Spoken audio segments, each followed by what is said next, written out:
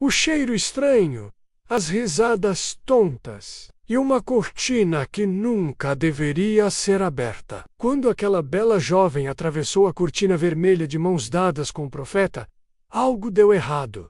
E nada. Nunca mais foi como antes. Dona Martinha tem 72 anos e mora sozinha em uma casa simples, numa rua sem asfalto da capital do estado. O brucutu do marido partiu há mais de uma década. O filho...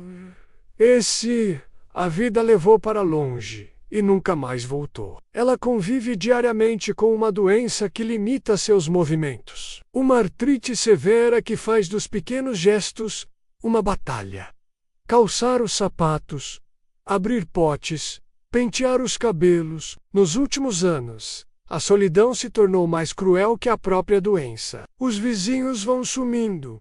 As conversas rareiam. Os convites desaparecem. Ela passa as tardes sentada na poltrona de couro rasgado da sala, olhando pela janela, vendo a vida correr lá fora, enquanto sente que a dela anda cada vez mais devagar. Por vezes, ela segura o terço com as mãos trêmulas e olha para o teto, como quem tenta atravessar as nuvens e falar diretamente com Deus. O Senhor ainda me vê?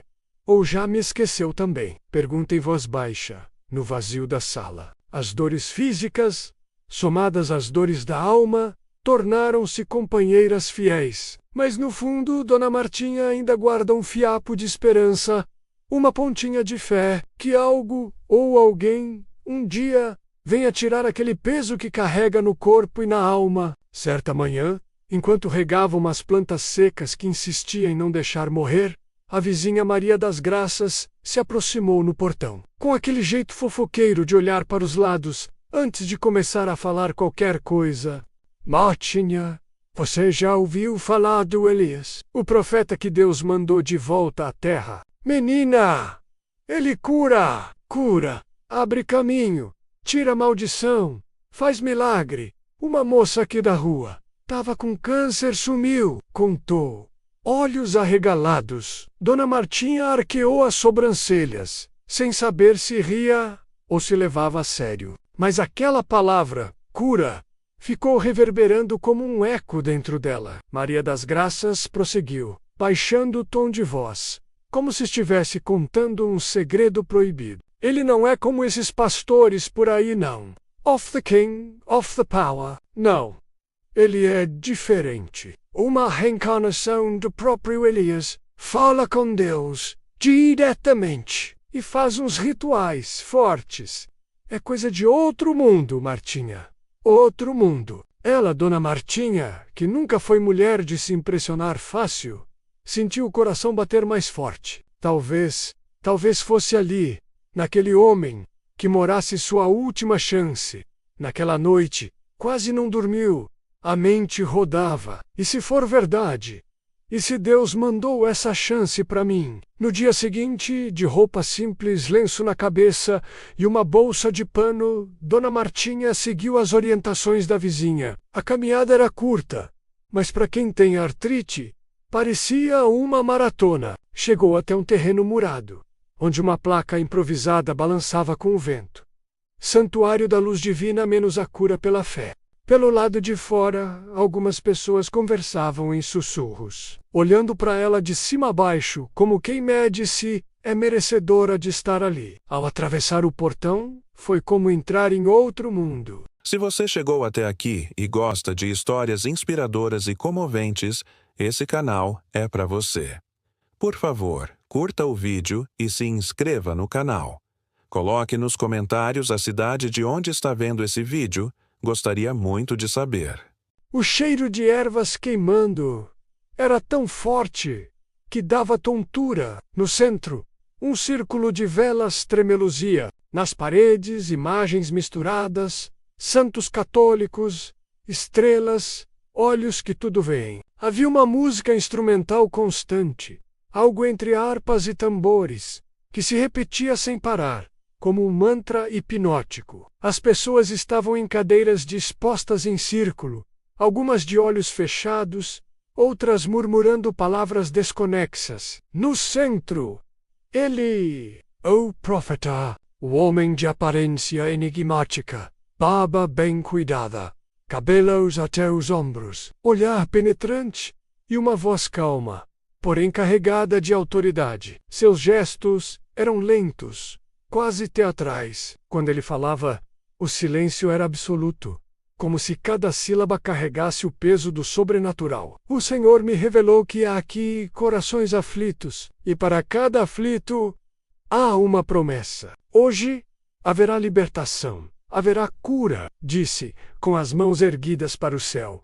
Dona Martinha apertou seu terço com força. Talvez sua vez estivesse chegando. Talvez, enfim, Deus tivesse voltado a olhar para ela. O silêncio no santuário era quase opressor. Só se ouvia aquele som. Uma música lenta, estranha, uma mistura de tambores abafados com cordas agudas, que pareciam puxar a mente para longe, para algum lugar onde o racional não existe mais. No centro do círculo formado pelos fiéis, o profeta se posicionou. Vestia uma túnica branca, longa, com detalhes dourados nas mangas e no colarinho. As mãos abertas, os olhos semicerrados, como se já estivesse em transe. Ele pegou um pequeno pote de barro e, com movimentos precisos, despejou um líquido turvo em uma cubuca. Era espesso, meio leitoso, e de lá subia um cheiro forte, adocicado, quase enjoativo, mas ao mesmo tempo impossível de ignorar. Parecia tomar conta das narinas, da garganta, do corpo inteiro. Logo depois, acendeu um bastão de ervas. A fumaça se espalhou pelo ambiente como se tivesse vida própria, densa, branca, ondulante, formando espirais no ar. A cada tragada, o cheiro da queima se misturava com o do líquido, criando uma névoa espessa que fazia os olhos arderem e a cabeça pesar. Então, ele começou. Primeiro, um sussurro. Depois um balbuciar estranho. Palavras desconexas, de uma língua que não parecia deste mundo. Ishabalam, Korite, Ralama. E Kai repetia, cada vez mais grave, cada vez mais ritmado. Os fiéis em volta abaixavam a cabeça, uns tremiam, outros murmuravam junto, como se soubessem o que aquelas palavras queriam dizer. Dona Martinha sentiu um frio subir pela espinha. O coração batia descompassado.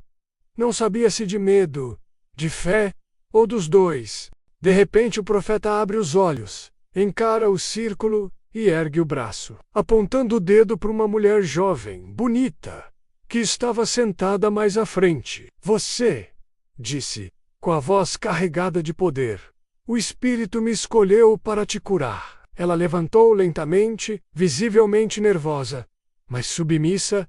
Todos aplaudiram. O profeta então segurou sua mão e conduziu-a até uma porta lateral, coberta por um pano vermelho, pesado, que tremulava com o vento e a fumaça. Ouçam.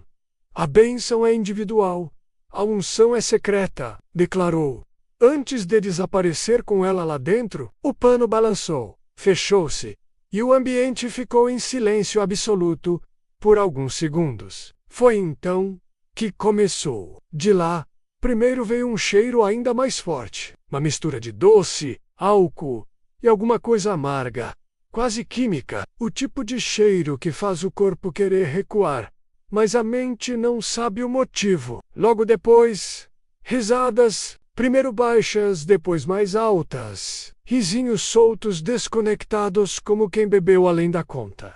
Risadas tontas, entrecortadas por suspiros e sons abafados que ninguém conseguia, ou queria, entender. Pela fresta do pano, uma luz avermelhada escapava, pulsante, como se dentro daquele cômodo existisse uma espécie de lanterna vermelha, ou algo que não parecia sagrado. As pessoas no círculo começaram a bater palmas, de olhos fechados, levantando as mãos, agradecendo. Glória, aleluia! Recebe, Senhor! Recebe a bênção, diziam. Em êxtase, após alguns minutos, a jovem sai cambaleando, sorrindo feito quem acabou de sair de uma montanha russa.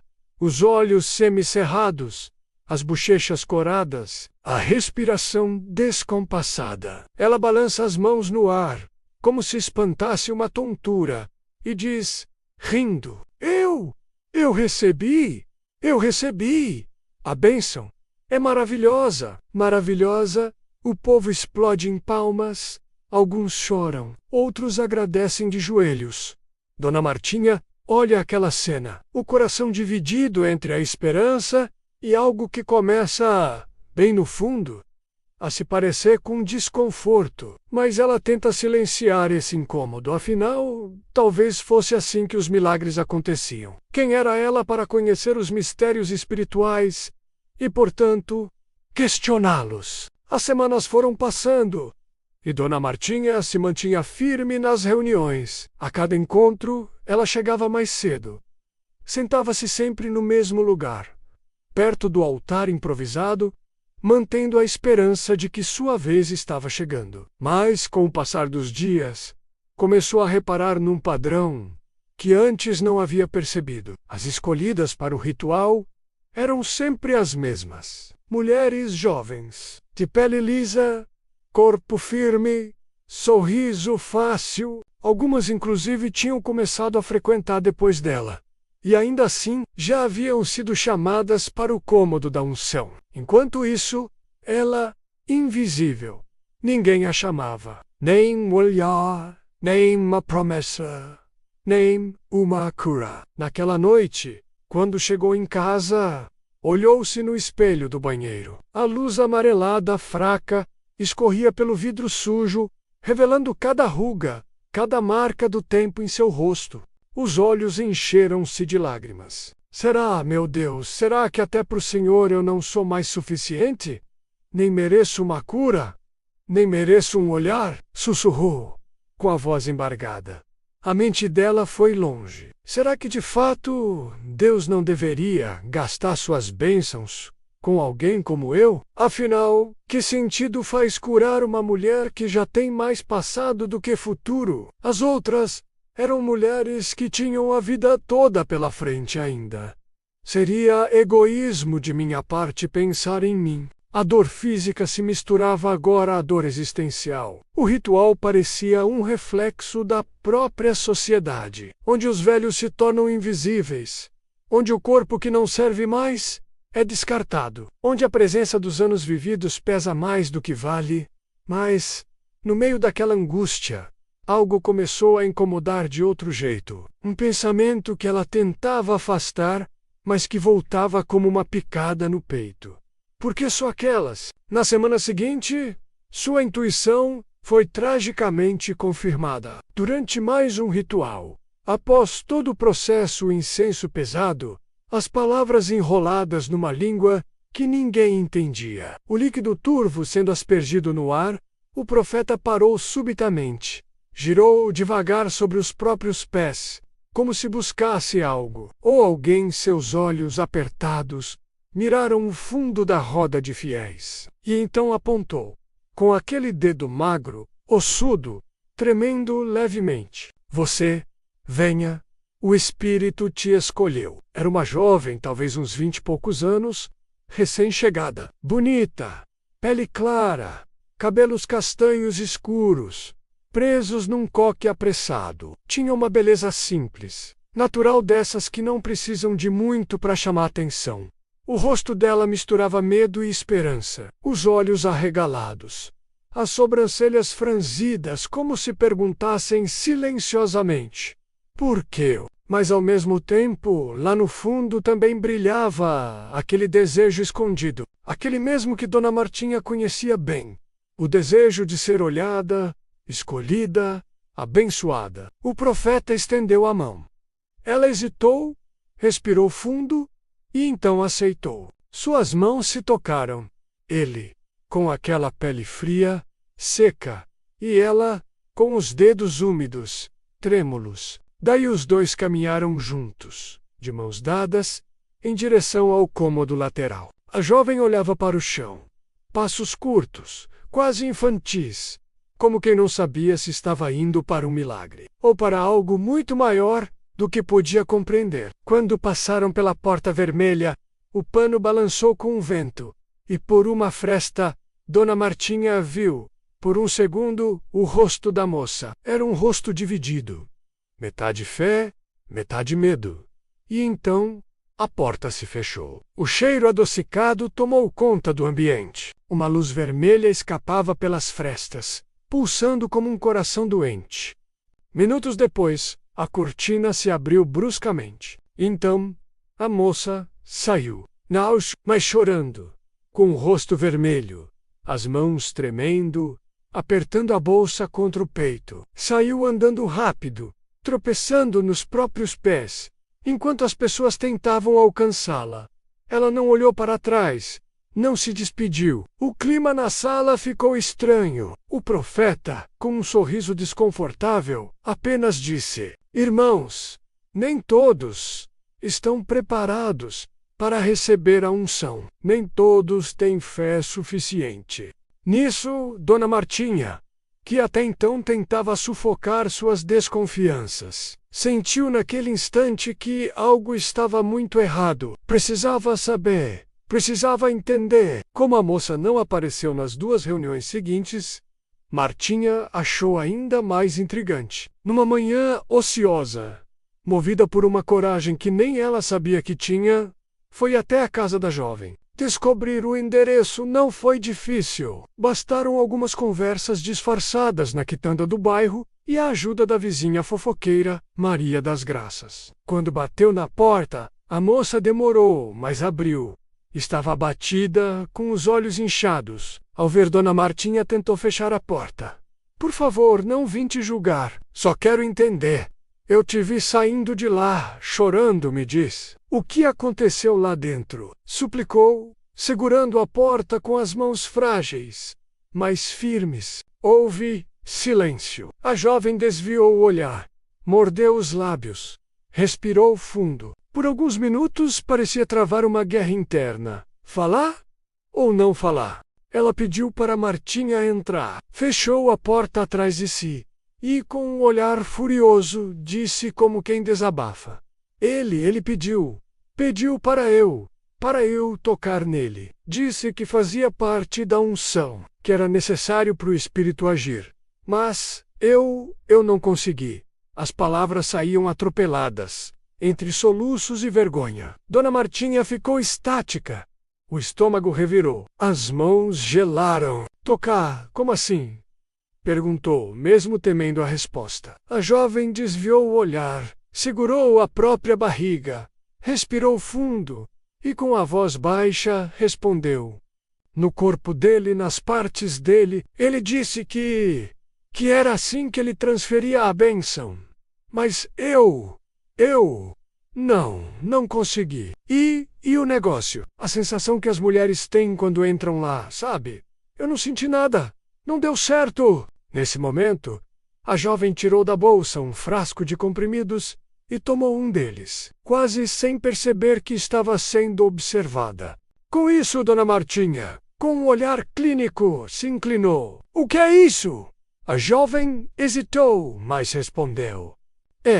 É um ansiolítico. Não é nada demais. Dona Martinha puxou rapidamente um caderno velho da bolsa, anotou o nome do medicamento, enquanto a cabeça fervilhava, ligou os pontos. As risadas, as tonturas, a luz vermelha, o cheiro adocicado. Poderia não ser algo espiritual. Poderia ser químico, ser físico, enganação, abuso. A erva usada pelo profeta tinha o efeito cortado pelo ansiolítico. Por isso, a moça não ficou em estado de torpor que ele precisava para aplicar a tal bênção. Naquela noite, Dona Martinha não dormiu. Pela primeira vez, não por tristeza, mas por estar decidida. A verdade precisava vir à tona. O céu estava pesado naquela noite. Nuvens grossas, escuras, escondiam a lua. O vento frio parecia sussurrar que algo diferente estava prestes a acontecer. Dona Martinha chegou mais cedo ao santuário. Ela caminhava devagar, apoiada na bengala, mas cada passo era movido por uma força que não vinha das pernas, vinha da coragem. Por fora, estava serena. Por dentro, um furacão. O coração martelava tão forte no peito que parecia ecoar no santuário inteiro. Ela sabia. Ela tinha certeza. Hoje era o dia. Entrou, como sempre, e sentou-se no canto de costume. Ela fingiu rezar, mas seus olhos percorriam cada canto, observava cada movimento e, principalmente, observava ele, o profeta. Ali, no altar, com sua túnica branca, sorrindo, cumprimentando os fiéis, distribuindo bênçãos e palavras doces, como quem oferece mel mais envenenado. Às 20 horas em ponto, o ritual começou. O incenso, a música, a fumaça espessa, o cheiro adocicado que parecia agarrar no corpo, na pele, na alma. Dona Martinha olhou discretamente para a porta. Viu 2 homens parados na esquina. Policiais à paisana. Estavam ali, atentos, esperando o momento certo. O combinado era claro. Eles precisavam de flagrante. Camila, a jovem que fugiu reuniões antes, também esperava lá fora. O profeta iniciou os cânticos. Issabalam, Koretera Lama, Eki, repetia, com aquela voz grave que fazia o peito tremer. Girava em círculos, balançava o incensário, molhava os dedos no líquido turvo, lançava gotículas no ar. As pessoas tremiam, algumas choravam, outras falavam em línguas estranhas, até que ele parou. Abriu os olhos, olhando diretamente para uma jovem, uma das mais novas do grupo. Parecia ter menos de 18 anos. Até usava uniforme escolar, apontou. Você, hoje é a noite da tua libertação.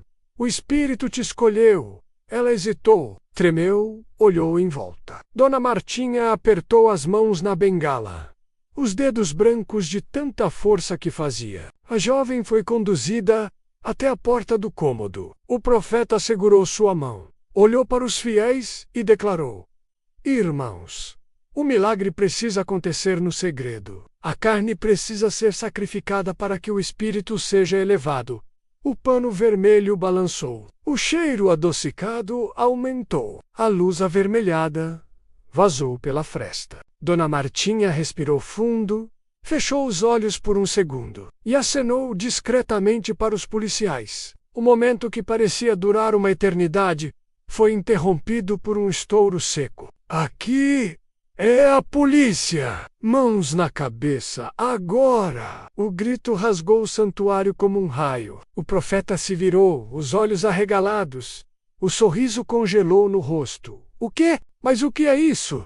Isso aqui é uma casa de Deus. Quem são vocês? Gritava, tentando recuar. 2 policiais surgiram da porta lateral.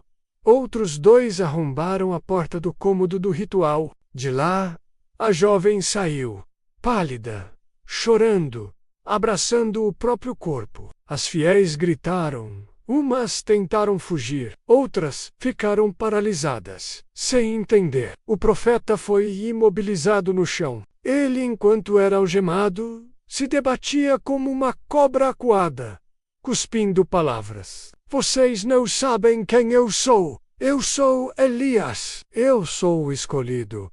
Isso é perseguição espiritual. Então, ele viu Dona Martinha de pé no meio do salão, as mãos trêmulas segurando a bengala. Mas o olhar era de aço. Ele arreganhou os dentes e cuspiu. Foi você, não foi? Velha invejosa. Você nunca foi escolhida porque nem Deus quer olhar para sua cara. Veja, olhe para si mesma. Você é uma velha, enrugada, apodrecendo. Você queria o quê? Ser tocada. Ser desejada. Você vai morrer sozinha, sem amor, sem afeto, como sempre viveu. As palavras cortaram. Foram duras demais para ela. Dona Martinha sentiu os olhos marejarem. Não de fraqueza, mas de revolta. Tentou falar, mas as palavras não saíram.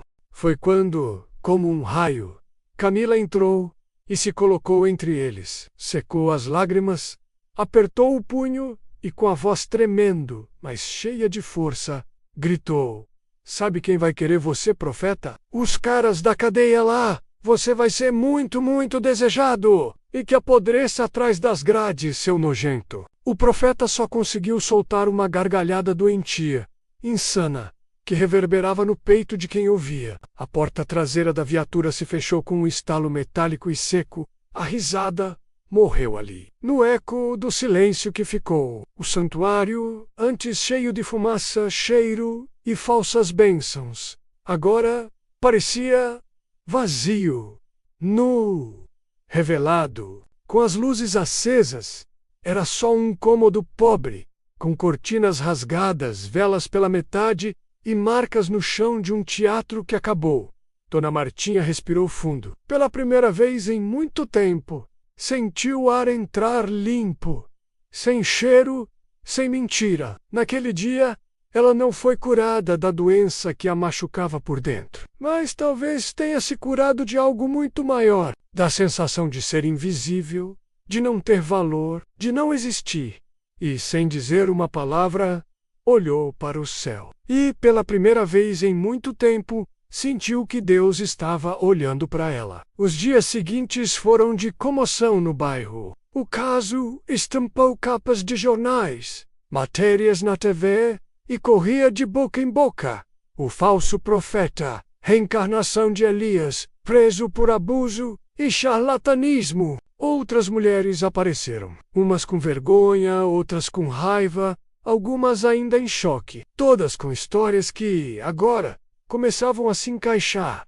Pedaços de um quebra-cabeça sujo, moldado na dor, na fé manipulada e na vulnerabilidade. Dona Martinha foi chamada para depor. Sua voz, que antes parecia não ter importância nem peso, agora ecoava nas salas da delegacia, nos microfones dos repórteres, nas conversas do bairro. Ela, que sempre se sentiu invisível, agora era ouvida, vista, reconhecida e, no meio disso tudo, uma coisa inesperada aconteceu. A jovem, aquela que, no auge do próprio trauma, se colocou na frente do falso profeta para defender Dona Martinha, passou a visitá-la. Conversavam de tudo, da vida, das dores, das cicatrizes, das injustiças. E, claro, também riam, porque rir depois da dor é quase um ato de resistência. Num desses encontros, a jovem segurou as mãos de Dona Martinha e disse, com os olhos marejados: Sabe, eu achava que você era só uma velhinha, frágil, mas, no fim, foi você quem salvou a gente. Foi você quem teve a coragem que nenhuma de nós teve. Você me deu força. E olha, se um dia eu tiver metade da sua coragem, já me dou por feliz. Dona Martinha sorriu, um sorriso simples, mas cheio de tudo. E você me ensinou que ainda vale a pena ser. Que eu ainda posso existir para alguém. Que ainda posso fazer diferença. Elas se abraçaram. E nesse abraço parecia que tudo se ajeitava no mundo. Nem que fosse só por alguns segundos. Às vezes, a gente acha que a velhice é sinônimo de inutilidade, que com o tempo vamos nos apagando, como uma vela no fim do pavio. E é assim que a sociedade nos faz acreditar. Que depois de certa idade, a gente só atrapalha, só ocupa espaço, que não somos mais dignos de cuidado, de amor, de desejo, de atenção, nem de milagre. Mas essa história mostra o contrário. Mostra que não existe idade para ser corajosa, para ser necessária, para ser essencial.